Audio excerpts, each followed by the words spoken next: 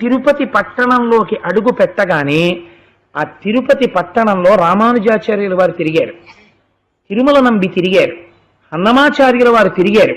ఎందరో మహాపురుషులందరూ తిరిగినటువంటి ప్రాంతం. అక్కడ నువ్వు తిరుగుతున్నావు. కనీసం చెప్పులు వేసుకోకుండా తిరగలేనంత చెప్పుల మోజు పెంచుకున్న చెప్పుని అని ఒక్కసారి చెప్పులిప్పి తిరుపతి గడ్డ కళ్ళకద్దుకోవడం కూడా తెలియని సంస్కృతిలో మనం ఇవాళ ఉంటే పుణ్యం వచ్చేయి అంటే ఎక్కడి నుంచి వచ్చేస్తుంది?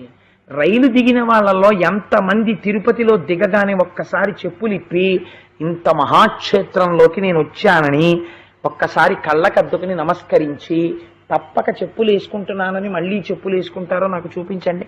యద్భావం తద్భవతి. ఇక్కడ ఉంటే కదా ముందు అసలు అది చేసేది. మీరు ఒక్కసారి తిరుపతి రైల్వే స్టేషన్ ముందు నిలబడి అలా చూడండి, ట్రైన్స్ వచ్చినప్పుడు చాలా